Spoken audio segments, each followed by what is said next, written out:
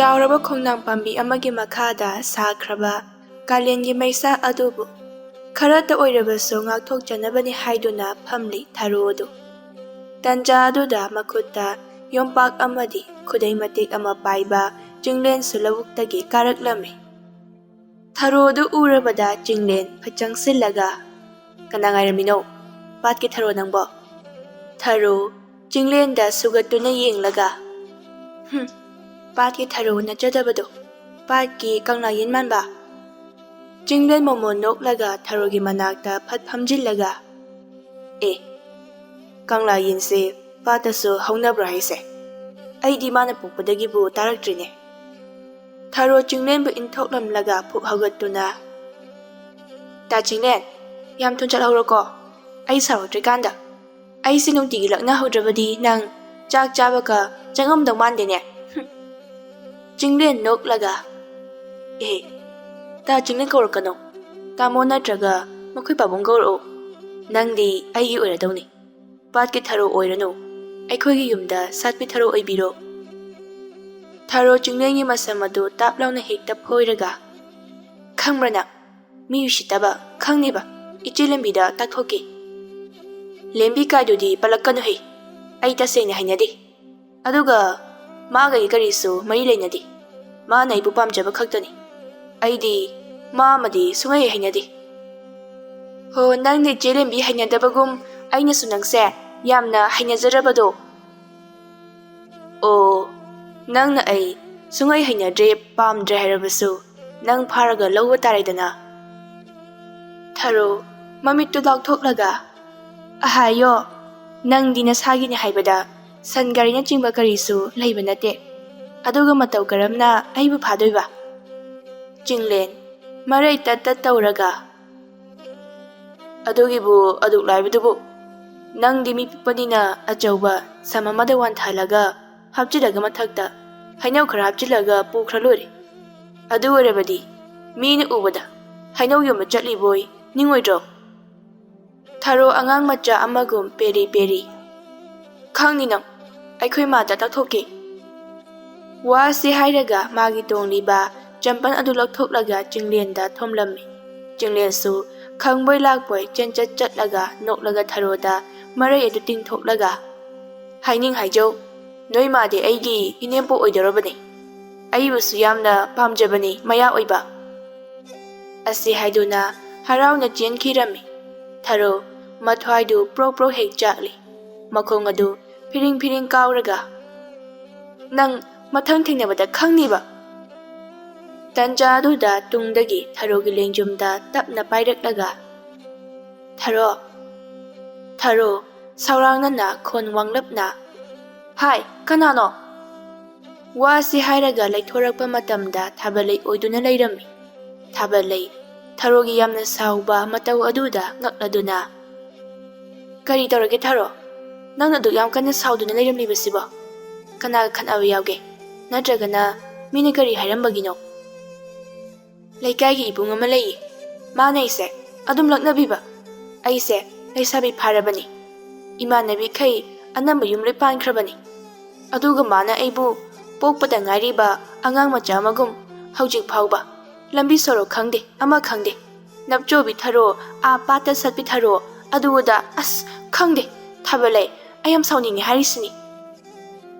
ꯊꯥꯕꯜꯂꯩ ꯋꯥꯟꯊꯕ ꯃꯈꯩ ꯅꯣꯛꯂꯒ "ꯏꯇꯥ, ꯅꯪꯁꯤꯗꯤ ꯑꯣꯟꯊꯣꯛꯅ ꯄꯪꯈ꯭ꯔꯦꯍꯦ. ꯅꯨꯄꯥꯗꯨꯅ ꯅꯪꯕꯨ ꯅꯨꯡꯁꯤꯗꯨꯅ ꯁꯨꯝ ꯂꯛꯅꯕ ꯑꯣꯏꯔꯝꯒꯅꯤꯌꯦ. ꯃꯗꯨꯗ ꯀꯔꯤꯁꯨ ꯈꯟꯖꯤꯜꯂꯨꯅꯨꯋꯣ. ꯐꯔꯦ, ꯃꯇꯨꯡꯗꯒꯤꯗꯤ ꯈꯪꯒꯅꯤ. ꯑꯩꯅ ꯀꯩꯗꯧꯒꯦ ꯌꯦꯡꯉꯣꯕ. ꯃꯗꯨꯒꯤ ꯍꯅꯨꯕ ꯃꯌꯨꯝ ꯄꯥꯟꯕ ꯈꯪꯗꯕ ꯇꯥ ꯆꯤꯡꯂꯦꯟ, ꯅꯪ ꯅꯨꯡꯉꯥꯏꯅꯤꯕ. ꯇꯥꯃꯣ ꯀꯧ, ꯄꯥꯕꯨꯡ ꯀꯧ ꯀꯥꯏꯅ ꯍꯅꯨꯕ ꯅꯪꯅ." ꯊꯥꯕꯜꯂꯩ ꯅꯣꯛꯂꯒ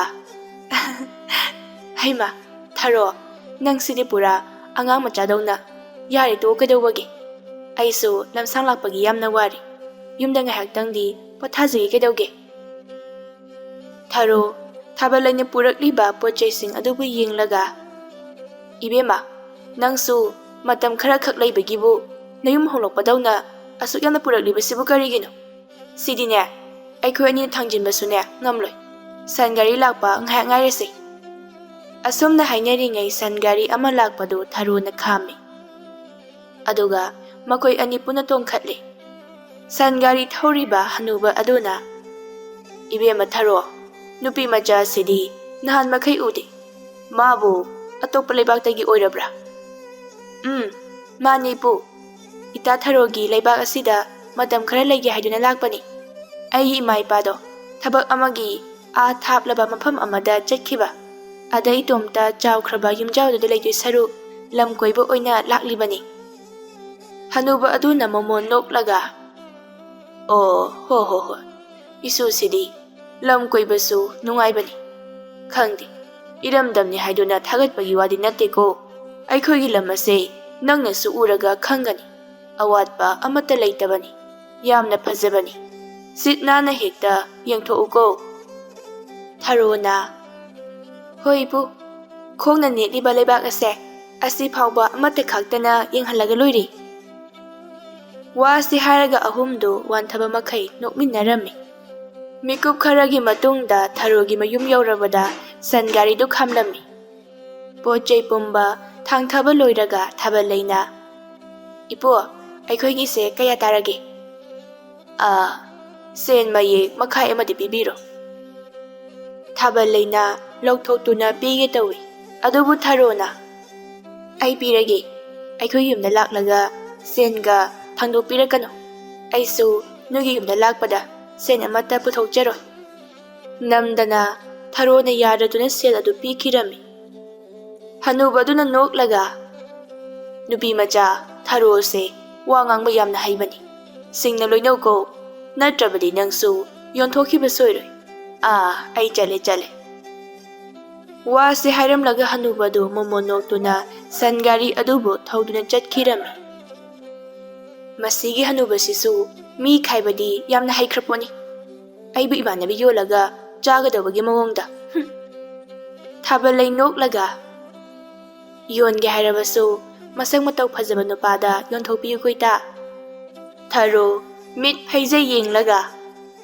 ꯅꯪꯁꯨ ꯍꯦꯟꯖꯤꯜꯂꯛꯑꯅꯤ ꯅꯃꯥꯏꯗꯨꯗ ꯀꯤꯟꯁꯤꯅ ꯄꯣꯛ ꯂꯥꯎ ꯊꯤꯟꯖꯤꯜꯂꯛꯀꯅꯤ ꯂꯥꯎ ꯅꯨꯃꯤꯗꯥꯡ ꯇꯥꯈꯤꯗꯧꯔꯦ ꯆꯪꯉꯁꯤ ꯑꯍꯤꯡꯒꯤ ꯃꯇꯝꯅꯤ ꯆꯥꯛ ꯏꯁꯤꯡ ꯇꯣꯛꯅꯔꯕ ꯃꯇꯨꯡꯗ ꯊꯥꯔꯣꯅ ꯃꯥꯡꯒꯣꯟꯗ ꯐꯤ ꯁꯥꯔꯤꯕꯗꯣ ꯊꯥꯕꯜꯂꯩꯅ ꯅꯥꯀꯟꯗ ꯐꯝꯂꯒ ꯌꯦꯡꯖꯔꯝꯃꯤ ꯊꯥꯕꯜꯂꯩꯅ ꯏꯇꯥ ꯃꯁꯤꯒꯤ ꯐꯤ ꯃꯄꯥꯟꯗ ꯍꯛꯂꯤꯕ ꯂꯩꯁꯦ ꯌꯥꯝꯅ ꯐꯖꯩ ꯃꯁꯤꯕꯨ ꯀꯔꯤ ꯂꯩ ꯀꯧꯕꯒꯦ ꯃꯁꯤꯗꯤ ꯂꯩꯁꯨ ꯅꯠꯇꯅ ꯃꯣꯏꯔꯥꯡ ꯐꯤ ꯆꯟꯕ ꯍꯥꯏꯕꯗꯣ ꯁꯤ ꯀꯧꯏ ꯑꯣ ꯑꯩꯗꯤ ꯅꯍꯥꯟ ꯃꯈꯩ ꯂꯩ ꯑꯣꯏꯔꯕꯣꯏ ꯅꯤꯡꯂꯨꯔꯦ ꯅꯪꯗꯤ ꯁꯥꯕ ꯌꯥꯝꯅ ꯍꯩꯌꯦ ꯐꯁꯨ ꯌꯥꯝ ꯐꯖꯩ ꯏꯇꯥꯕꯨ ꯐꯪꯖꯕ ꯃꯤꯁꯛ ꯑꯗꯨꯗꯤ ꯃꯔꯥꯏꯕꯛ ꯀꯌꯥꯗ ꯐꯈ꯭ꯔꯕꯅꯣ ꯃꯁꯛꯁꯨ ꯐꯖꯩ ꯂꯝꯆꯠꯁꯨ ꯐꯖꯩ ꯊꯕꯛ ꯇꯧꯕꯗꯁꯨ ꯃꯆꯨ ꯇꯥꯅ ꯇꯧꯕ ꯍꯩ ꯑꯁ ꯑꯩꯗꯤ ꯅꯪꯁꯦ ꯑꯩ ꯏꯇꯥ ꯑꯣꯏꯅ ꯐꯪꯖꯕꯁꯦ ꯂꯥꯏꯕꯛ ꯀꯌꯥꯗ ꯐꯈ꯭ꯔꯕꯅꯣ ꯊꯥꯔꯣ ꯅꯣꯛꯂꯒ ꯍꯣꯏ ꯌꯥꯔꯦ ꯇꯣꯛꯄꯤꯔꯣ ꯊꯥꯒꯠꯄꯗꯣ ꯍꯦꯟꯃꯟꯈ꯭ꯔꯦ ꯌꯥꯝꯅꯅꯦ ꯊꯥꯡꯒꯠꯄꯤꯔꯛꯀꯅꯨꯋꯣ ꯊꯥꯡꯊꯔꯛꯄ ꯃꯇꯝꯗ ꯑꯩ ꯇꯥꯕ ꯉꯝꯖꯔꯣꯏ ꯇꯟꯖꯥ ꯑꯗꯨꯗ ꯃꯐꯝ ꯑꯗꯨꯗ ꯌꯥꯝꯅ ꯂꯪꯂꯕ ꯃꯉꯥꯟ ꯑꯃꯒ ꯂꯣꯏꯅꯅ ꯉꯥꯜꯂꯛꯂꯝꯃꯤ ꯃꯇꯧ ꯑꯗꯨꯕꯨ ꯎꯕꯗ ꯊꯥꯔꯣ ꯉꯛꯅ ꯀꯔꯤ ꯃꯉꯥꯟꯅꯣ ꯃꯁꯤꯗꯤ ꯊꯥꯕꯜꯂꯩꯅ ꯊꯦꯡꯂꯕ ꯑꯍꯤꯡ ꯑꯁꯤꯗ ꯍꯧꯖꯤꯛꯄꯨ ꯑꯁꯨꯝꯕ ꯃꯔꯛ ꯑꯁꯤꯗ ꯃꯩ ꯊꯥꯔꯛꯂꯤꯕꯁꯤꯕꯨ ꯃꯩ ꯇꯦꯛꯂꯤꯕ ꯍꯥꯏꯕꯗꯨꯔꯣ ꯍꯦꯔꯥ ꯀꯥꯂꯦꯟꯗꯕꯨ ꯀꯅꯥꯅ ꯃꯩ ꯇꯤꯛꯅꯒꯦ ꯑꯉꯥꯎꯕꯤ ꯍꯨꯏ ꯍꯧꯗꯣꯡꯒꯨꯝꯕ ꯃꯥꯡꯈꯤꯕꯒꯤ ꯊꯤꯕ ꯂꯥꯛꯄ ꯁꯣꯏꯗꯅ ꯑꯣꯏꯔꯝꯒꯅꯤ ꯈꯪꯗꯦ ꯍꯪꯆꯤꯠ ꯂꯥꯡꯕ ꯑꯣꯏꯅ ꯁꯨꯝ ꯊꯤꯕꯗ ꯃꯇꯦꯡ ꯄꯥꯡꯕꯤꯔꯨꯁꯤ ꯂꯥꯛꯑꯣ ꯊꯥꯕꯜꯂꯩꯁꯨ ꯀꯣꯏꯕ ꯂꯥꯡꯕ ꯄꯥꯝꯖꯕꯅꯤꯅ ꯍꯔꯥꯎꯅ ꯌꯥꯔꯛꯂꯝꯃꯤ ꯑꯅꯤ ꯑꯗꯨ ꯃꯩꯉꯥꯟ ꯑꯗꯨꯅ ꯉꯥꯜꯂꯤꯕ ꯑꯗꯣꯝꯗ ꯑꯁꯨꯝ ꯆꯪꯁꯤꯜꯂꯛꯂꯝꯃꯤ ꯊꯥꯕꯜꯂꯩꯅ ꯊꯥꯔꯣ ꯅꯍꯥꯟ ꯃꯈꯩꯁꯨ ꯃꯐꯝ ꯑꯁꯤꯗ ꯍꯨꯏ ꯍꯧꯗꯣꯡ ꯌꯥꯝꯅ ꯃꯥꯡꯅꯕ꯭ꯔꯥ ꯑꯍꯤꯡꯒꯤ ꯃꯇꯝꯗ ꯍꯨꯏ ꯍꯧꯗꯣꯡ ꯃꯥꯡꯅꯩ ꯍꯥꯏꯗꯨꯅ ꯃꯐꯝ ꯑꯁꯤꯗ ꯍꯦꯛ ꯐꯪꯏ ꯍꯥꯏꯗꯨꯅ ꯊꯤꯕ ꯂꯥꯛꯅꯕꯅꯤ ꯊꯥꯕꯜꯂꯩ ꯁꯪꯇ꯭ꯔꯤꯛ ꯁꯪꯅ ꯉꯥꯜꯂꯤꯕ ꯇꯟꯗꯟꯁꯤꯡ ꯑꯗꯨꯕꯨ ꯌꯦꯡꯂꯗꯨꯅ ꯃꯃꯣꯟ ꯅꯣꯛꯆꯔꯝꯃꯤ ꯏꯇꯥ ꯑꯩꯗꯤ ꯅꯍꯥꯟ ꯃꯈꯩ ꯈꯪꯗꯦ ꯇꯟꯗꯟ ꯑꯁꯦ ꯑꯁꯤꯒꯨꯝꯅ ꯐꯖꯕ꯭ꯔꯥ ꯑꯗꯨꯕꯨ ꯈꯪꯍꯧꯗꯦ ꯊꯥꯔꯣꯅ ꯊꯥꯕꯜꯂꯩꯒꯤ ꯃꯆꯤꯟ ꯈꯨꯝꯖꯤꯟꯗꯨꯅ ꯃꯣꯡꯁꯣꯡ ꯑꯃꯒꯤ ꯃꯔꯨꯝꯗ ꯇꯞꯅ ꯆꯤꯡꯁꯤꯜꯂꯝꯃꯤ ꯊꯥꯔꯣ ꯊꯥꯕꯜꯂꯩꯗ ꯇꯨꯃꯤꯟꯅ ꯂꯩꯌꯨ ꯍꯥꯏꯕꯒꯨꯝ ꯏꯪꯒꯤꯠ ꯇꯧꯔꯝꯃꯤ Thaballei matau aduda karino wakhan tadraduna ngakna makhut aduna lon di thoktabi kari tawrabagi haina hanglammi. Tharona yamna kina mafam amada yengo haiduna makhut adu thilaklammi. Thaballei kari sukhaludana yengloi adubu uriba phibam aduda Thaballei manga chap manakhre. Mamit adu lakthoklaga tumina yenglammi. Kibana ani adu masado thak thak nikle. Jasi kadai leisi kadai kibana wanthagadawri. Makhoi anigi he mamang oirapna irap laptana wang chawraba masa pumba maina pumchak chakpa nupa amakhak leimaida phamduna karigumba posak ama charibadu urami. Ikhang khanghaudana soibadagi Tharona kimanbadagi khonjen thokhirami. Khonjen adu tabada mai chakpa nupaduna Tharo makhoi anina lotliba jaga adomda jingnaba magaloinana yengthorakli. Aduga charamliba posak adu leimaida phathadaramlaga phukhogatuna khongthang tapna tapna thangduna laklammi. Nupadugi matau aduda Tharo Amadi Thaballei pakhatpana mihun yaudri. Thawai tabu hinglabade haiduna majinsing adu kanna mensinduna akibadu khangjerami. Mathamoida makhoigi punsi asi ngasina loiragadra haiduna yamna wajarami. Kiba hemanbadagi mapisu leptana jintharaklammi. Mai chakpa nupadudi asum leptana sangsilakpana makhoi anigi mafam adu yaurakadawri. Khajikta ngairaba matam aduda khanghaudana ahan miyai challabi amagi khonjenna asumna kauraki. Icha thoi! Khonjen adu tabada chatlibadu chap leplaga kaurakliba khonjen adugi maikairomda harauna chensinkhirami. Hek ubada mama machasu mangum tawrami. Nupa aduna makhoidagi hankhrabada Tharo Amadi Thaballei soradu sangna hondoklami. Aduga mai jakpa nupa aduga nupi miyai challabi aduga wari sanaduna leiringai. Makhoi ani adu tapna thoraktuna uzinna chinna umang adudagi thoraklami. Aduga thuna yangnamak mayumda yamna kini sensinduna thong adu jetna lonsilami. Makhoi anigi matau aduda Tharogi mama sangbina ngakna. Kari tawre, nakhoi anidi aina kaubasu tade. Fi safamdasu leiramde, nati. Numidang asi nakhoi anibu karaida mo chatluribano. Tharona pakhatna thokiba thodokpu malirami. Wafam pumnamak tarabada sangbi pakhatna makok adu paiduna leimaida phamthakirami. Tharo Amadi Thaballei ingangakna. Kari tawrage ma? Sangbi Tharo Amadi Thaballei makhut anidu pairaga mapira cheladuna.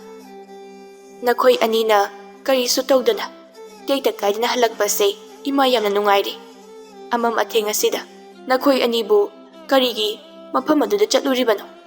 Umang adugi wari khangdriba karigino.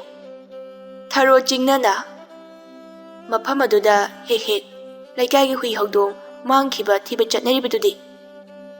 Mafam aduda ahingdi lairadana nungthilgi matamda phawba changnadabani. Thaballei yamna khaurangna. Ima, ibanigi jingnabase amukta kokhanbiyu. Mai chakpa amadi ahan miyai chalabadubu kanano. Matau karamna maina ngaksangama makhai chaklaba mahak adubu hingduna leiribano. Mahak adubu mira, laira, natragana sa oirabra. Ai waridi makhong sengna khangdi. Tawbatabu miyoi ayambana hainabada matam amada soinaiba angang nupa macha amakhak leirami hai. Mayamna mabu laknabiduna karimna biki hai. Adubu ikhang khanghaudana angang ado nongma maina pungchak chapa makhai laklaga mangona karim kathaina kiba miyoi sing ado tana duna mai chahanduna awaba chaitheng piki. Nakhoina ahallama ui haribado mahakidi hek pokchebi mamani. Mahak haujiksu umang aduda hek lanthoklaga leiba. Jinya amada matomta khampok amada leibani. Thagi sagolse numit khudingi hariba umang aduda mama machado unabani. Maduni nakhoi anina ui haribado. Tharona matau karamna maina ngaksangama makhai chaklaba mahakni hinglibano. Haujik phawba kibadagi nupa mai chakpadugi mamagi manakta changnakhidre hai. Nupado mai adumak chaklaga leibadi nate. Marak tasu taibang miyoibagum adumak leibasu yawi. Madugi matamdani mahakna mayumda mamaga leiba phangjaba. Thaballei wari da taba akiba posak adu ngasidi mitmangmaktada mahak uri. Sangbina Phare hayeng makhaidine aingona taklamdana nakhoi ani amata chathokanuko imadi hekta mipai ahinga sek hengzilakle tumthokluro. Wase hairamlaga sangbi adu tumlunaba haiduna magi kada jangkhri. Tharo Amadi Thaballei su chakhumdagi pungi ayingba ising khara thaklaba matungda phamungda tapna hipthajarami. Thaballei mamit adu uisinba ngamdri. Akiba sakpham adubu udunata leiri. Tharo na ita tumba yadraba. Aina su kuina hinglapa punsi asida asigumba akiba thaudo amuk phawba ukhidri. Adubu ita aidi mai chakpa nupadugi punsi wari yamna khangningi. Aingonda amukta phawdaba ihul amakhak mahapu uba matamda khangningba langtaknaba amadi adumak pokli. Nangdi phawdabra? Ubada cheng khaibagum niklaba sida khangningba laredana ukhiba khudingmak kakthokpinaba hidaka leibra haina amaibada hanginglibani aidi. Hoi miyoiba ama oina matau karamna thokibano haibadumadi khangningi. Adubu kaya thoinadi khanjilude. Aidi yamna khangningi karigino khangde. Wase haiba loirakpadadi Tharodi nakhopa makhai tumduna leiramle. Thaballei na haima masidi pura mata amanina haujikta wari sanarambada ngari. Asibu karam kan tumlibano onthona thukreda. Wase hairaga Thaballei du sor sangna hondoklaga adumak tapna tapna mamit adu uisinkhirami. Mamlaba yamna songba mafam amada Thaballei du matomta yamna kina chelaklami. Machindasu aibu mutakanbiyu haiduna laurami. Asum leptana chelakpana waraduna achauba uzau amagi marumda lotuna sor sangna hondoktuna leikhirami. Awabadu koktringai ahauba khonjen amaga loinana lau khongbagi khonjena mafam adu ninba hauraklami. Laibak adu johar habagum thak thak suniklaklami. Matau aduda Thaballei kibana kapladuna amok phuk haugatuna mafam khangda chenba haurami. Sakhangdaba miyoi aduso khongjen yangna Thaballei bu tanaraklami. Thawaitabu hinglabadi khaladuna araiba pangan phudoktuna chelami. Asum leptana chelakpana mi taba khunama urabada Thaballei haraujarami. Adubu magi minok adu mikup khara khaktagi oirami. Khanghaudana koktagi naton phawba mai ngak sangangna chakpa nupa ama magi mang thana thachilaklami. Matau aduda khangladuna Thaballei khonjen hauna laurami. Matang aduda taibang mikap thorakladuna mamit adu khangbang he pangthoraklami. Tharosu magi lawbaduda khangladuna kaino Thaballei adu kana lauribadubo nakongase loini segaiba tari. Thaballei yamna kina mai chakpa nupado laambra. Kadaidagi laktoino mana khu yumasi changlaklabadi yumase mai hauduna cha oidro. Thaballei magi mamaida tarakliba humang adu taithoklaga oh adudi aigi manglan oiramale. Mai chakpa nupaduna aibu koitan tanarami. Aduga aibusu phagi tawrami. Tharo noklaga as Thaballei nangna kuyi nupa ko yuyadana leiribadudi mai chakpa nupadubu ngairiba oireko. Wadu tabada Thaballei na magi khangliba mon adu thangatlaga Tharoda langsilaklami. Sangbina ibema numina awaton mo wangini he nakhoi anibu hawatkiroidro thenglanine. Tharo noklaga magi kagi thoknau aduda yengthoklaga numitna watondagi hena wanglaga watonga changdamnaradana. Hai wathi tawganu hawgalo adugane koiba chakkani haibado ngaihak chathuro thengbadi yaroiko imadi kaithenda ngaihak karokhige. Wase hairamlaga sangbidu luba achauba amada nga ayaiba khara ama puraduna chatkhirami. Tharona kanade nupi labukta kumlagane tharoidum khulusi. Thaballei harauna hoyai law chai sing kharangan sathoklaga heita kumurase. Nongthilgi pung ama muktarakpa aduagi matamdani ani adu mamaida jandan angawadu khara khara kaisillaga labuk kumlini haiduna achata khara yomladuna laklami. Labuk yꯧd꯭ꯔꯤꯉꯩꯗ ꯂꯩꯕ ꯍꯩꯈꯥ ꯄꯥꯝꯕꯤ ꯄꯔꯦꯡ ꯁꯥꯅ ꯃꯄꯥꯟꯗ ꯍꯧꯔꯤꯕꯗꯨ ꯎꯕꯗ ꯊꯥꯕꯜꯂꯩ ꯍꯔꯥꯎꯅ ꯆꯦꯟꯁꯤꯜꯂꯒ ꯑꯌꯥ ꯊꯥꯔꯣ ꯁꯤꯗꯤ ꯌꯥꯝ ꯐꯖꯩꯌꯦ ꯍꯩꯈꯥ ꯄꯥꯝꯕꯤ ꯑꯁꯦ ꯑꯁꯨꯛ ꯐꯖꯕꯗꯤ ꯑꯃꯨꯛꯇꯕꯨ ꯎꯈꯤꯗ꯭ꯔꯤ ꯐꯖꯕ ꯈꯛꯇ ꯅꯠꯇꯦ ꯑꯁ ꯃꯁꯤꯒꯤ ꯃꯍꯥꯎꯗꯨꯗꯤ ꯀꯔꯤꯗ ꯍꯥꯏꯔꯨꯅꯤ ꯂꯩꯔꯩꯄꯥꯛꯇ ꯐꯥꯎꯕ ꯍꯧꯔꯝꯃꯣꯏ ꯑꯗꯨꯒ ꯆꯥꯕꯁꯨ ꯐꯪꯉꯝꯃꯣꯏ ꯑꯗꯨꯗꯤ ꯑꯩꯅ ꯆꯠꯈ꯭ꯔꯕꯁꯨ ꯍꯩꯈꯥꯁꯦ ꯄꯥꯜꯂꯛꯄꯗ ꯑꯃꯈꯛꯇ ꯑꯣꯏꯔꯕꯁꯨ ꯑꯩꯉꯣꯟꯗ ꯄꯤꯖꯕꯤꯌꯨꯀꯣ ꯊꯥꯔꯣ ꯃꯣꯃꯣ ꯅꯣꯛꯂꯒ ꯍꯣꯏ ꯑꯩꯈꯣꯏꯒꯤ ꯂꯩꯕꯥꯛꯇꯗꯤ ꯍꯩꯈꯥꯁꯦ ꯄꯥꯛꯅ ꯆꯥꯅꯗꯦ ꯑꯗꯨꯝ ꯎꯅꯗꯨꯅ ꯂꯩꯕꯒꯤꯔ ꯈꯪꯗꯦ ꯂꯐꯣꯏ ꯁꯦꯝ ꯀꯣꯝꯂꯥꯗꯤ ꯌꯥꯝ ꯇꯥꯡꯉꯤ ꯑꯗꯨꯅ ꯃꯗꯨ ꯑꯣꯏꯅ ꯌꯥꯝꯅ ꯄꯥꯝꯅ ꯇꯥꯡꯅ ꯂꯩꯗꯨꯅ ꯆꯥꯅꯩꯌꯦ ꯊꯥꯕꯜꯂꯩ ꯅꯣꯛꯂꯒ ꯑꯩꯈꯣꯏꯒꯤ ꯂꯩꯕꯥꯛꯇꯅ ꯑꯃꯨꯛ ꯃꯗꯨꯒꯤ ꯍꯩ ꯑꯗꯣ ꯌꯥꯝꯅ ꯍꯣꯡꯉꯤ ꯃꯊꯪꯗꯗꯤ ꯁꯦꯝ ꯀꯣꯝꯂꯥꯒ ꯍꯩꯈꯥꯒ ꯑꯣꯟꯊꯣꯛꯅꯕ ꯇꯥꯔꯦꯗꯅ ꯊꯥꯔꯣ ꯅꯣꯛꯂꯒ ꯍꯣꯏ ꯇꯨ ꯑꯥꯗ ꯂꯩꯔꯤꯕ ꯄꯥꯠ ꯑꯁꯦ ꯑꯁꯤꯗ ꯊꯝꯕꯥꯜ ꯃꯌꯥꯝ ꯑꯃ ꯍꯧꯔꯤꯕꯅꯤ ꯃꯈꯜ ꯃꯆꯨ ꯂꯣꯏꯅ ꯁꯨꯅ ꯍꯧꯏ ꯑꯗꯣ ꯑꯩꯗꯤ ꯑꯉꯧꯕꯅ ꯍꯦꯟꯅ ꯌꯥꯝꯅ ꯄꯥꯝꯃꯤ ꯊꯥꯕꯜꯂꯩ ꯄꯥꯠ ꯑꯗꯨꯒꯤ ꯃꯇꯥꯏꯗ ꯆꯦꯟꯁꯤꯜꯂꯒ ꯊꯥꯔꯣ ꯑꯩꯗꯤ ꯅꯈꯣꯏꯒꯤ ꯂꯩꯕꯥꯛ ꯑꯁꯤꯗ ꯑꯣꯏꯅ ꯌꯨꯝ ꯄꯥꯜꯂꯁꯤꯔ ꯈꯪꯗꯦ ꯑꯁꯨꯛ ꯌꯥꯝꯅ ꯐꯖꯕ ꯃꯌꯥꯝ ꯑꯃ ꯂꯩꯔꯝꯒꯅꯤ ꯍꯥꯏꯕꯗꯤ ꯑꯩꯗꯤ ꯅꯣꯡꯃꯇ ꯈꯪꯂꯨꯗꯦ ꯑꯩꯅ ꯎꯕꯗ ꯂꯩꯕꯗ ꯅꯨꯡꯉꯥꯏꯒꯗꯧꯕ ꯉꯥꯛꯇ ꯊꯥꯔꯣ ꯅꯣꯛꯂꯒ ꯑꯗꯨ ꯑꯣꯏꯔꯕꯗꯤ ꯑꯩꯅ ꯃꯀꯣꯛ ꯁꯦꯝꯕꯤꯔꯒ ꯂꯨꯍꯣꯡꯕꯤꯔꯒ ꯂꯣꯏꯔꯦꯗꯅ ꯀꯥꯟꯅꯗꯦ ꯊꯝꯕꯥꯜ ꯑꯁꯦ ꯍꯦꯛꯄ ꯌꯥꯔꯣꯏꯗ꯭ꯔꯣ ꯑꯩꯗꯤ ꯌꯥꯝꯅ ꯄꯥꯝꯃꯦꯕꯣ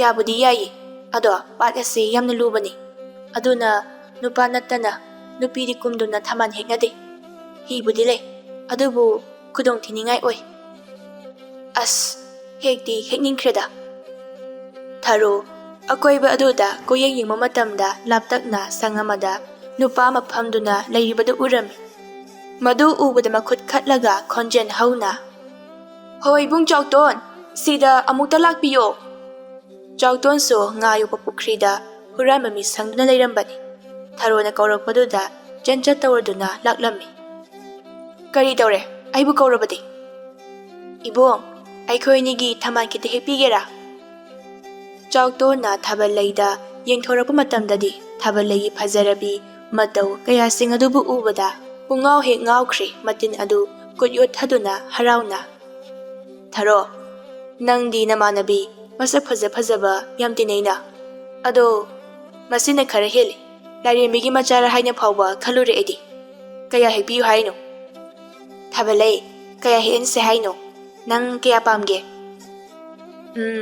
5ꯃꯨꯛꯅ ꯌꯥꯔꯅꯤ ꯆꯥꯎꯇꯣꯟ ꯃꯣꯃꯣ ꯅꯣꯛꯂꯒ ꯑꯗꯨꯈꯛꯄꯨ ꯊꯥꯔꯣ ꯅꯪꯒꯤꯗꯤ 2ꯈꯛ ꯍꯦꯛꯂꯒꯦ ꯋꯥꯁꯦ ꯍꯥꯏꯔꯒ ꯆꯥꯎꯇꯣꯟ ꯑꯗꯨ ꯄꯥꯠ ꯑꯗꯨꯒꯤ ꯊꯝꯂꯤꯕ ꯍꯤ ꯑꯗꯨꯗ ꯇꯣꯡꯗꯨꯅ ꯐꯖꯕ ꯊꯝꯕꯥꯜ ꯈꯟꯗꯨꯅ ꯍꯦꯛꯂꯝꯃꯤ ꯆꯥꯎꯇꯣꯟ ꯍꯦꯛꯄ ꯂꯣꯏꯔꯗꯨꯅ ꯀꯪꯐꯥꯟꯗ ꯀꯥꯈꯠꯂꯛꯂꯒ ꯐꯖꯕ ꯊꯝꯕꯥꯜꯁꯤꯡ ꯈꯜꯂꯒ ꯊꯥꯕꯜꯂꯩꯗ ꯁꯤꯟꯅꯔꯛꯂꯝꯃꯤ ꯃꯗꯨ ꯎꯕꯗ ꯊꯥꯔꯣꯅ ꯏꯁ ꯏꯕꯣꯡ ꯌꯥꯗꯦꯀꯣ ꯃꯤꯆꯪ ꯃꯤꯈꯥꯏ ꯅꯥꯏꯀꯣ ꯑꯩ ꯁꯥꯎꯒꯦ ꯇꯧꯏꯀꯣ ꯂꯝꯂꯥꯟꯕꯤ ꯑꯁꯤꯅ ꯐꯖꯕ ꯈꯜꯂꯒ ꯄꯤꯕ ꯑꯗꯨꯒ ꯂꯩꯀꯥꯏ ꯑꯃꯠꯇꯗ ꯂꯩꯃꯤꯟꯅꯕ ꯑꯩꯕꯨꯅ ꯑꯊꯤꯕ ꯈꯜꯂꯒ ꯄꯤꯕ ꯆꯥꯎꯇꯣꯟ ꯅꯣꯛꯂꯒ ꯍꯣ ꯃꯁꯛ ꯐꯖꯕꯁꯦ ꯅꯃꯥꯟꯅꯕꯤ ꯑꯁꯤꯅ ꯈꯔ ꯍꯦꯜꯂꯤ ꯑꯗꯨꯅꯅꯤ ꯋꯥꯔꯧꯅꯨꯀꯣ ꯊꯥꯔꯣ ꯆꯥꯎꯇꯣꯟꯒꯤ ꯄꯥꯝꯕꯣꯝꯗ ꯈꯨꯖꯤꯟꯅ ꯁꯤꯛꯂꯒ ꯈꯪꯅꯤꯗꯅ ꯄꯥꯈꯪ ꯑꯔꯤꯕ ꯅꯨꯄꯤ ꯊꯤꯕ ꯈꯪꯗꯕ ꯅꯪꯅ ꯂꯥꯏꯔꯦꯝꯕꯤꯒꯁꯨ ꯄꯥꯝꯖꯕ ꯁꯥꯔꯤꯌꯦ ꯂꯥꯎ ꯊꯥꯕꯜꯂꯩ ꯊꯦꯡꯈ꯭ꯔꯅꯤ ꯊꯔꯣꯏ ꯈꯨꯟꯕ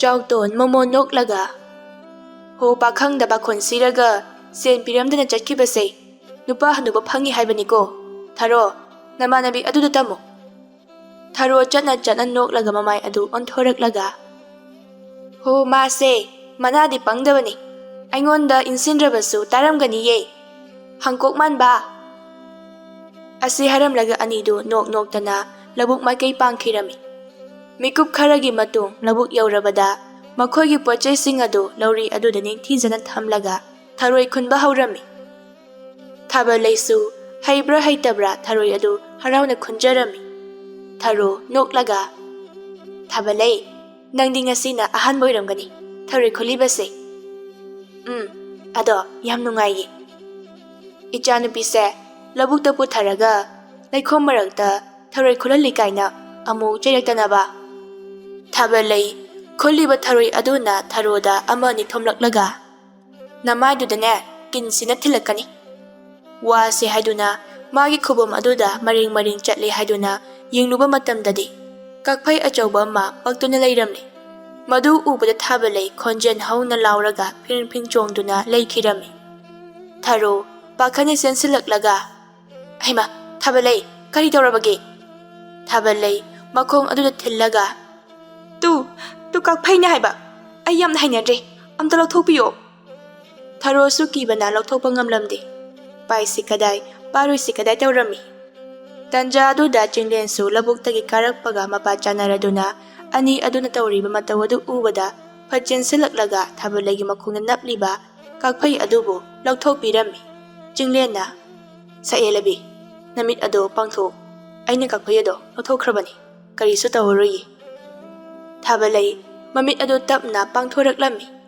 ꯃꯈꯣꯡ ꯑꯗꯨꯗ ꯃꯨꯟꯅ ꯌꯦꯡꯂꯒ ꯁꯣꯔ ꯁꯥꯡꯅ ꯍꯣꯟꯗꯣꯛꯂꯝꯃꯤ ꯃꯈꯣꯏꯅꯤꯒꯤ ꯃꯇꯧ ꯑꯗꯨ ꯎꯕꯗ ꯊꯥꯔꯣꯗꯤ ꯀꯜꯂꯛꯂꯦ ꯃꯨꯟꯅ ꯌꯦꯡꯗꯨꯅ ꯂꯩꯔꯤꯕ ꯑꯅꯤ ꯑꯗꯨꯒꯤ ꯃꯔꯛꯇ ꯆꯪꯁꯤꯜꯂꯒ ꯃꯈꯨꯠ ꯑꯅꯤ ꯑꯗꯨ ꯅꯥꯛ ꯌꯦꯠꯇ ꯁꯥꯡꯅ ꯇꯤꯡꯊꯣꯛꯂꯒ ꯊꯠꯆꯤꯜꯂꯝꯃꯤ ꯊꯥꯕꯜꯂꯩ ꯉꯛꯅ ꯀꯩꯅꯣ ꯊꯥꯔꯣ ꯅꯪꯅ ꯇꯧꯔꯤꯕꯗꯨꯕꯣ ꯀꯩꯁꯨ ꯅꯠꯇꯦ ꯅꯪꯅ ꯈꯪꯄꯣꯟꯇꯦ ꯆꯤꯡꯂꯦꯟ ꯉꯛꯅ ꯀꯔꯤꯅꯣ ꯊꯥꯔꯣ ꯑꯉꯥꯎꯕꯤ ꯄꯥꯠꯀꯤ ꯊꯥꯔꯣ ꯃꯥꯟꯕꯤ ꯅꯪꯕꯨ ꯉꯥꯎꯔꯕꯣ ꯍꯣ ꯈꯔ ꯌꯦꯡꯅꯔꯗꯤ ꯌꯥꯔꯦ ꯃꯍꯥꯛ ꯑꯁꯦ ꯑꯩꯒꯤ ꯂꯨꯅ ꯇꯤꯟꯅꯖꯕꯤ ꯃꯔꯨꯞꯅꯤ ꯃꯤꯠꯌꯦꯡ ꯀꯥꯔꯟꯆꯟꯒꯤ ꯈꯜꯂꯛꯀꯅꯨ ꯅꯃꯤꯠꯇꯣ ꯉꯥꯎꯒꯅꯨ ꯍꯥꯏꯕ ꯂꯛꯅꯐꯝ ꯊꯣꯛꯄ ꯑꯩꯉꯣꯟꯗ ꯑꯗꯨꯝ ꯂꯛꯅꯧ ꯑꯩ ꯁꯥꯎꯒꯦ ꯇꯧꯏꯀꯣ ꯊꯥꯕꯜꯂꯩꯒꯤ ꯋꯥꯗꯨ ꯇꯥꯕꯗ ꯃꯆꯤꯟ ꯈꯨꯝꯗꯨꯅ ꯅꯣꯛꯂꯒ ꯃꯆꯤꯟꯗꯅ ꯍꯅꯨꯕ ꯍꯥꯏꯔꯒ ꯃꯊꯃꯣꯏꯗꯗꯤ ꯍꯨꯏꯅ ꯊꯤ ꯄꯥꯝꯕꯒꯨꯝ ꯄꯥꯝꯂꯤꯕ ꯑꯣꯏꯔꯦ ꯆꯤꯡꯂꯦꯟ ꯋꯥꯗꯨ ꯇꯥꯕꯗ ꯂꯣꯛ ꯀꯪꯈꯨ ꯈꯨꯔꯛꯂꯝꯃꯤ ꯑꯗꯨꯒ ꯊꯥꯔꯣꯗ ꯀꯔꯦꯝꯅꯅ ꯌꯦꯡꯂꯒ ꯍꯅꯨꯕ ꯑꯩꯅ ꯂꯧꯔꯕꯗꯤ ꯍꯅꯨꯕꯤ ꯑꯣꯟꯗꯧꯕ ꯌꯥꯝꯅ ꯂꯩꯔꯦ ꯇꯧꯔꯤꯁꯦ ꯃꯅꯨꯡꯗꯅ ꯑꯃ ꯃꯄꯥꯟꯗꯅ ꯑꯃ ꯅꯨꯄꯤꯒꯤ ꯄꯨꯛꯆꯦꯜ ꯑꯁꯦ ꯃꯈꯜ ꯃꯈꯜꯅꯤ ꯑꯗꯨꯕꯨ ꯈꯪꯍꯧꯗꯦ ꯊꯥꯔꯣꯅ ꯆꯤꯡꯂꯦꯟꯒꯤ ꯃꯈꯨꯠ ꯑꯗꯨꯕꯨ ꯆꯤꯡꯗꯨꯅ ꯑꯆꯥꯊꯛ ꯊꯝꯂꯝꯕ ꯃꯐꯝ ꯑꯗꯨ ꯇꯝꯅ ꯄꯨꯈꯤꯔꯝꯃꯤ ꯃꯇꯧ ꯑꯗꯨꯗ ꯊꯥꯕꯜꯂꯩ ꯃꯃꯣꯟ ꯅꯣꯛꯂꯒ ꯂꯩꯔꯝꯃꯤ ꯆꯤꯡꯂꯦꯟ ꯊꯥꯔꯣꯗ ꯃꯨꯟꯅ ꯌꯦꯡꯂꯒ ꯍꯦ ꯑꯉꯥꯡ ꯃꯤꯉꯝꯕꯤ ꯑꯩꯉꯣꯟꯗꯅ ꯍꯅꯨꯕ ꯍꯥꯏꯅ ꯂꯛꯅꯔꯒ ꯍꯧꯖꯤꯛꯅ ꯀꯌꯥꯗ ꯇꯧꯕ ꯉꯝꯂꯤꯕ ꯅꯨꯄꯤꯅꯣ ꯊꯥꯔꯣ ꯁꯥꯎꯔꯥꯡꯅꯅ ꯄꯥꯠꯀꯤ ꯊꯥꯔꯣꯁꯦ ꯁꯥꯊꯤꯕꯤ ꯊꯥꯔꯣꯅꯤ ꯍꯥꯏꯕ ꯇꯥꯛꯂꯤꯕꯅꯤ ꯍꯅꯨꯕ ꯅꯪꯅ ꯑꯁꯨꯝ ꯑꯩꯉꯣꯟꯗ ꯅꯨꯡꯇꯤꯒꯤ ꯂꯛꯅꯔꯕꯅꯤꯅ ꯑꯩꯁꯨ ꯋꯥꯈꯜ ꯃꯆꯥ ꯑꯃꯗꯤ ꯈꯜꯂꯤꯕꯅꯤ ꯅꯨꯡꯁꯤꯕꯁꯦ ꯅꯪꯅ ꯅꯝꯗꯅ ꯑꯩꯕꯨ ꯐꯥꯎꯍꯟꯈꯤꯕꯅꯤ ꯑꯗꯨꯅ ꯑꯩꯗꯤ ꯅꯪꯉꯣꯟꯗ ꯂꯩꯗꯕ ꯌꯥꯗꯦ ꯍꯩꯃꯥ ꯁꯤꯕꯨ ꯅꯍꯥꯟ ꯃꯈꯩꯒꯤ ꯊꯥꯔꯣꯗꯨꯔꯅꯦ ꯅꯪꯗꯤ ꯁꯨꯃꯥꯏꯅ ꯊꯧꯅꯥ ꯂꯩꯔꯝꯒꯅꯤ ꯍꯥꯏꯕꯗꯤ ꯑꯩ ꯅꯣꯡꯃꯇ ꯐꯥꯎ ꯈꯜꯂꯨꯗꯦ ꯁꯣꯝꯗ ꯊꯥꯕꯜꯂꯩ ꯑꯗꯨ ꯊꯔꯣꯏ ꯈꯨꯟꯅ ꯊꯥꯔꯣꯒꯤ ꯃꯇꯧꯁꯤꯡ ꯑꯗꯨꯕꯨ ꯅꯤꯡꯁꯤꯡꯂꯒ ꯃꯃꯣꯟ ꯅꯣꯛꯆꯔꯝꯃꯤ ꯑꯗꯨꯕꯨ ꯇꯟꯖꯥ ꯑꯗꯨꯗ ꯃꯤꯀꯞ ꯃꯤꯔꯥꯎꯈꯣꯜꯅ ꯅꯤꯟꯕ ꯍꯧꯔꯛꯂꯝꯃꯤ ꯊꯥꯔꯣ ꯑꯃꯗꯤ ꯆꯤꯡꯂꯦꯟꯁꯨ ꯆꯦꯟꯁꯤꯜꯂꯛꯇꯨꯅ ꯀꯔꯤ ꯊꯣꯛꯄ ꯌꯥꯎꯔꯕꯖꯥꯠꯅꯣ ꯆꯤꯡꯂꯦꯟꯅ ꯃꯃꯥꯡꯒꯤ ꯑꯆꯧꯕ ꯂꯝꯄꯥꯛ ꯑꯗꯣꯝꯗꯒꯤꯅꯤ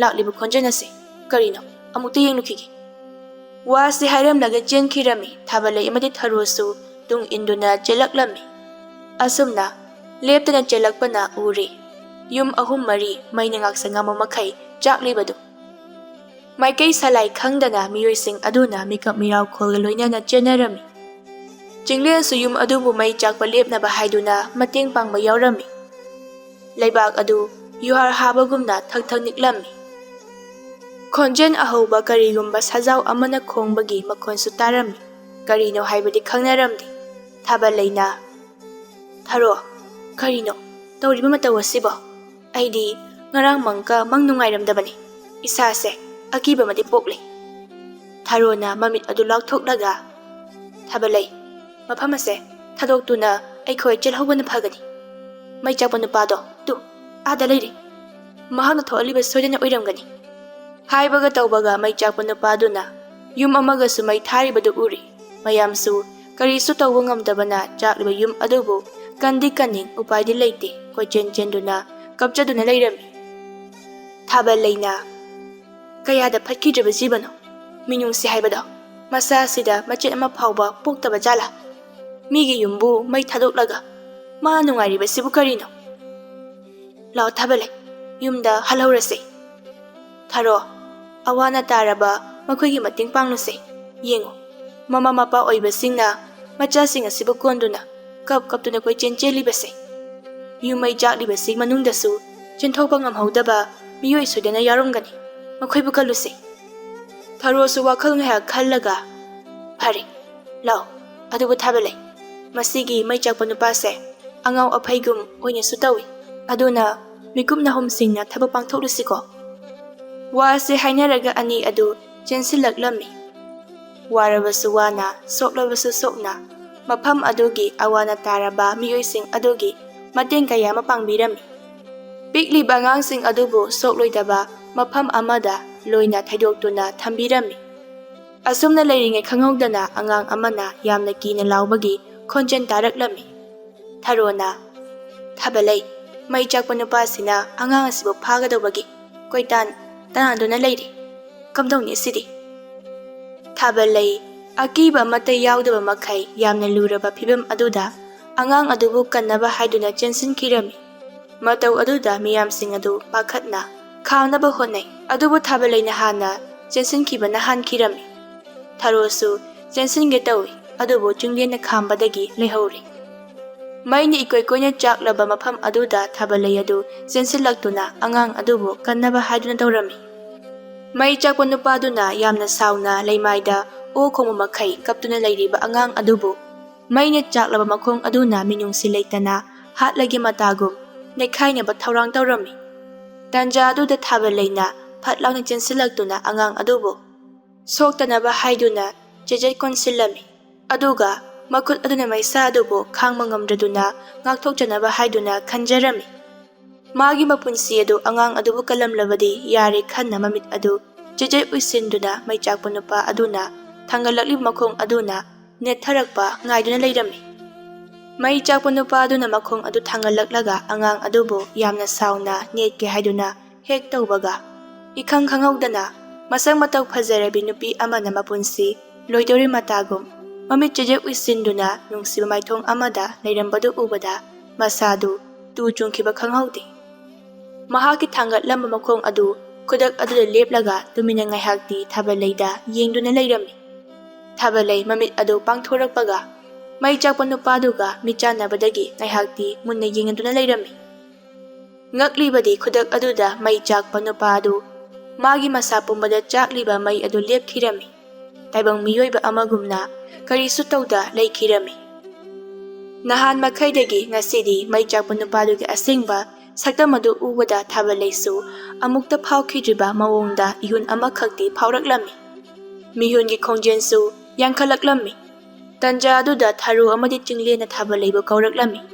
Angang adugi mamanasu magi macha adubu khonjen hauna kauraklami. Khonjen aduna ani adugi michanabadu kairami. Mai chakpa nupa adu mafam adugi akoiba aduda ngaihak koyeng yenglamlaga aduma umanglomda hatu chensinkirami. Tharosu Thaballei manakta yoraklami pakhatna. Thaballei nang nasa karisu tawdabra? Mai chakpa nupadudi karadi chenkrabagi? Chinglen mafam aduda koyeng yenglaga mai chakpa nupadubu leibra haiduna yengjarami. Angang adugi mamana magi macha aduna karisu tawda leirambaduda harauna konsinjarami. Tharona Thaballei nangbu karisu tawdabra haibanimi. Thaballei mai chakpa nupaduna chenkhiba mafam aduda munna yengduna leirami. Ngaihak yenglamlaga thinthaba tawduna aduma umang adu tamna chensinkirami. Tharona Thaballei karaidano adubu tasinnada adumak chensinkirami. Chinglen amadi Tharosu magi matung inaraklami. Thaballei asum leptana chalakpana uri mai chakpa nupadu pukri amagi manakta mai amu khangchak amu khangnemnem tha tawduna yamna nungaitana kaptuna leiribado. Madu ubada akiba machet ama phawba yaudana tapna sangsilaklami. Aduga mai chakpa nupadugi manakta tapna phamtharaklami. Mai chakpadusu karisu haidaba makhai Thaballei amuk onthoraktuna yinglamlaga tumina mailuk thaduna leikhirami. Thaballei mai chakpa nupadugi makhut adubu chetna paisinbirami. Masidagi kudak aduda taibang miyoiba amagumna karisu tawduna leikhirami. Thaballei sa ihalaba nahapu kanano taibang miyoibra natragana karino. May chakpaduna tapna. Wahang adudi aina nafamda hanggadawbani. Aibu awafam asidagi kanbiribi nahakpu lairembira natragana mitrang haibi amara. Aidi icham chamba miyoini. Nahakna khalibado amata nate. Oh, aisu nanga chap manai. Tawbatabu mayang mandaba ama yauba masidani soribase.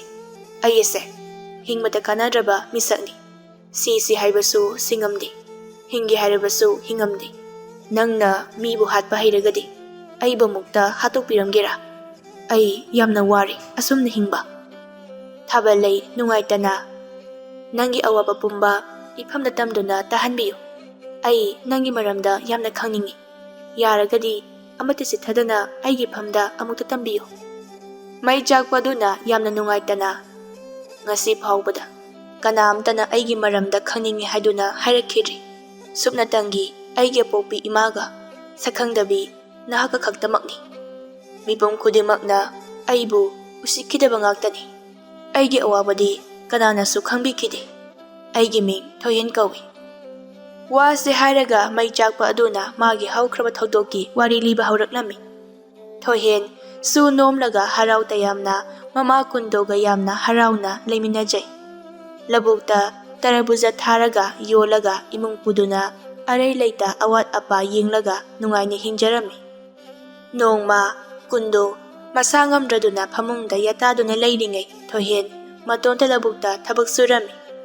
Tarabuza sing adubu amun makai khandoklaga heknaba thorang tawringay khangawdana nong adu akhak araga loinana churaklami. Mataw aduda Thoyen atiya thakta yenkhatlaga. As nong sidi onthona tan chakhidreda. Tarabuza khara heklaga kaithenda yolugi tawribasidi ari mataraga toklagadra. Phari nong asi khara nemtharakpa ngahak ngairagi.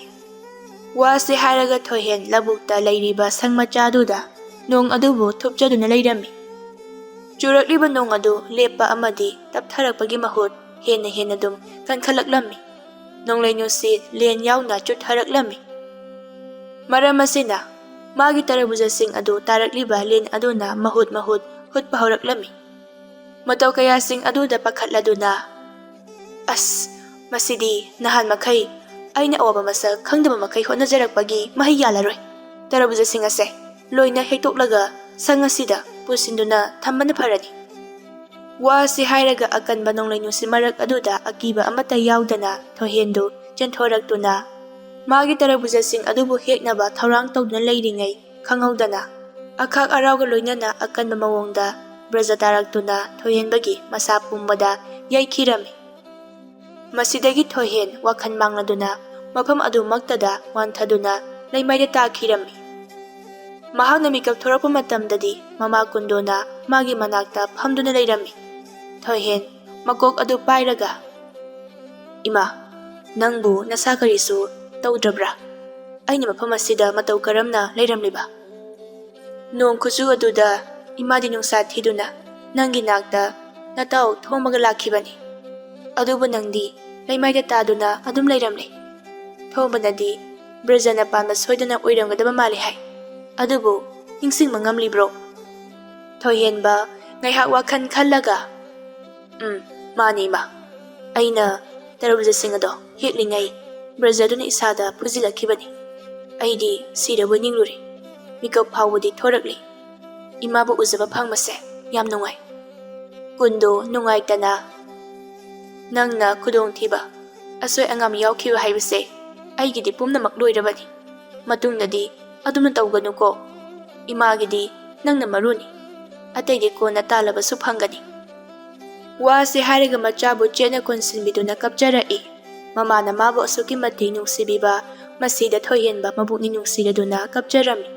Asumna nong maninidi hawjinkri nong madi Thoyen mana kaithen tarabuza sing adubu yonduna leiringay khangawdana himu setba khara laklaga sak yamna hawtana tarabuzadu kaksi hatuna yinglaga. Nangi tarabuza sibu kaya oigine. Amada lupa mga kaktani. Himuset pa amana. O hawro sibu.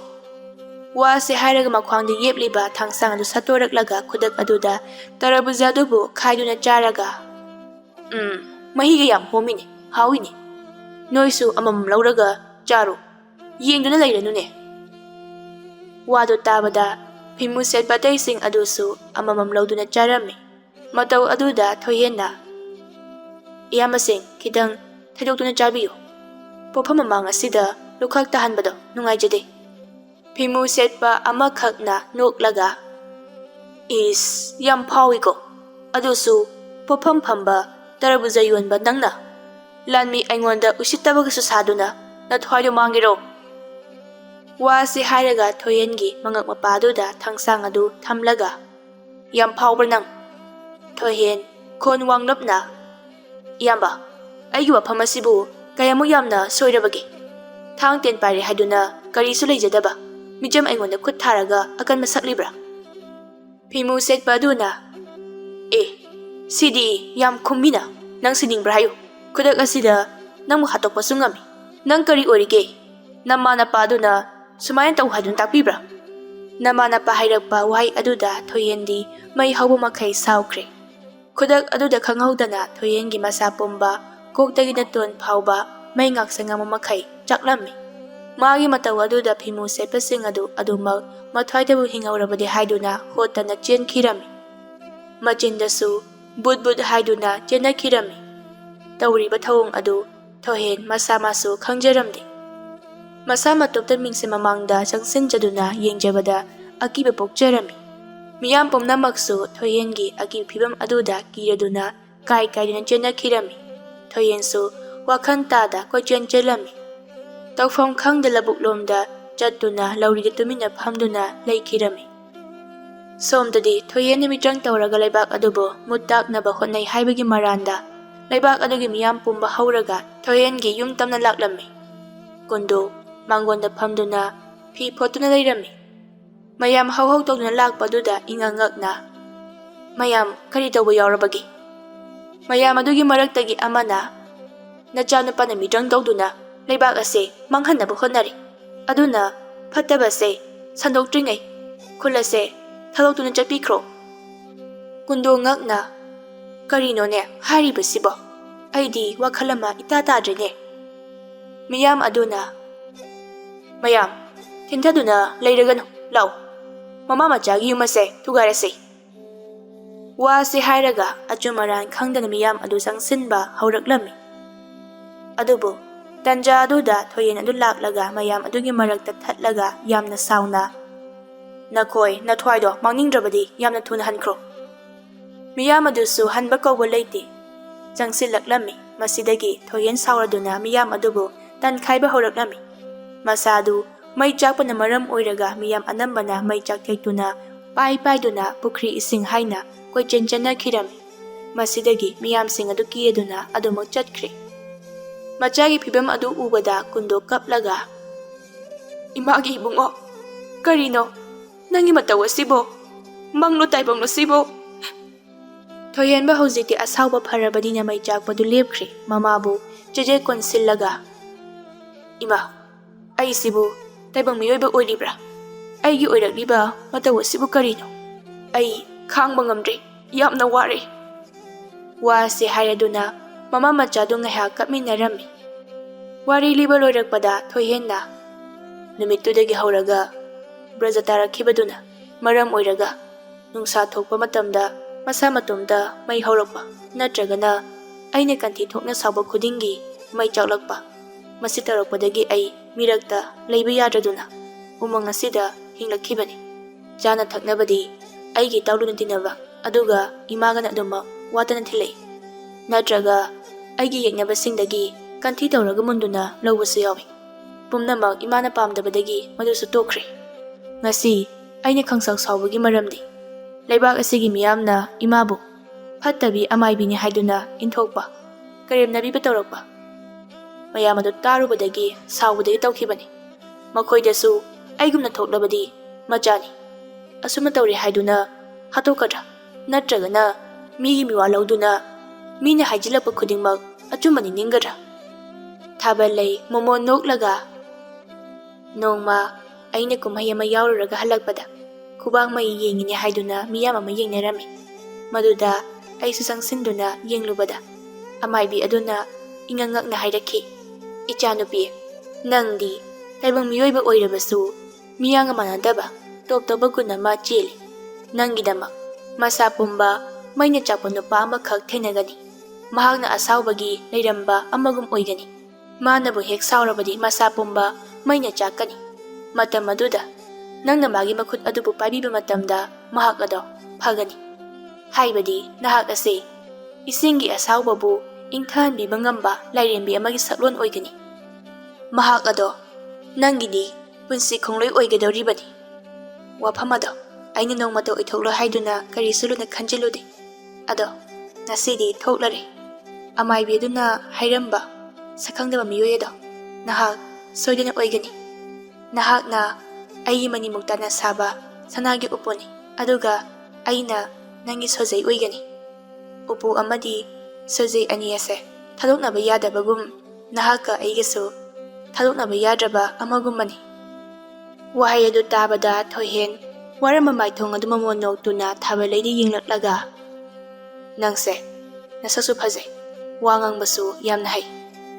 Waduna talairamba aigi punsi ase ikhang khangawdana nangna mitmanga sil thoraklaga aibu hingnabagi wakhan pohanbire. Nangbu aina ahanba ujakiba numit ase ngasina ahanba nati. Thaballei ingangakna aidi nangbu hana sak khangkibasu leite. Matau karamna nangna aibu khanglibano. Aigi nungtigi manglanda nangi nungsirabi saktamado tonya tonya ujaki. Karigino haibadi aisu khangdi. Adubu ngasidi ikhang khangawdana aigi imangda nangna thorakpaduda ai pungak ngakki. Thajabasu ngamkidi. Manglanda ukibaduga chap manana thorakpaduda tu jungkiba khangawdi. Thaballei momon noklaga haujikti nangi mangba yadraba lana malaklabanina karisu wabirano. Nangase aigini aisu nangini aibu nangi nayumda ngasima pubiro lao. Tanjaduda ngasa makai lone yengduna leiramba mayam adu makon hauna kubak khuraklami. Matau aduda ani du khut painarambadagi khangladuna lung onthoraktuna yenglapa matamdadi laibak adugi miyam anamana mafam aduda tinduna kubak khuduna leirami. Makhoi anigi wari taraga miyoy ayambanadi loina kaplabani. Maru oina Tharodi hihik lawba makai kaple. Magi matawbu uraga naknaba pamjaba chinglina noklaga haima patki Tharo nangsu kappa haibro haima susut ka tawardana lairabi yamali. Tharo mamit adu phaijai yinglaga chingling mabukta khutumna surami. Thoyengi mama kundu adu miyamarak adudagi thorakladuna mamau nupi oigadoribi Thaballei nungsina maraibakta chupiraga nangdi yumasigi asengba yumburembini. Khudingmakpu ingthanba ngambi lairembi nangbu. Nahan makai karaja chatlubagi. Nahana laklamba kari kaibagi. Lao yumda chatlasi. Laikai miyam adusu achumaran thidana makoina pangthokhiba thabak thoram adubu masana maran yajaduna mama machada lale haijarami. Khudak aduda mabuk phabi kundona harauna ngakpirami. Tharona khonjen hauna imagumlabi ita ase ngasigidi pubikhrano hayengmal aikhoigi yumda mangon oina kabiraklo. Thaballei ima pabungsu aigi yumda kauragi. Makhoi thabak ama chathokhibana sida leite. Adubu tangai phadana pau chenduna lahanba tabani. Aduga chauna luhongthokse. Wafam aduda yanaraduna harau harauna mayumda loina hanakhirami. Ngasi khakta thengnaba manglandadi kuinadagi nungsinazaraba ani adu momon noktuna mayum-mayumda hanakhirami. Hainakibagi matung inna mangon kahalaklami. Thaballei mama mapasu icham chamba mamuk phabana laira macha thirudi. Aphaba miyoy khaktamak pamjabana luhongmadu harauni yathoklami. Thaballei mapabung tomchauna noklaga maya oigadoriba thoyenda nungsina lengkollaga. Adudi hayeng makai mai haunaba makhet leinadrabasu thoyenbu taptaba makai sawalaga mai jam oiraga loridana. Tharo noklaga pabung haujeruno nayumdo mang takitani utpamlabadine sawalo. Wasi hariga mayamdo nokminarami. Mathangi numittadi Thaballei amasung thoyendu laibang miyam sakhangnana yamna chauna luhongbirami. ꯑꯗꯨꯒ ꯅꯨꯡꯉꯥꯏ ꯌꯥꯏꯐꯅ ꯄꯥꯟꯈꯤꯔꯝꯃꯤ꯫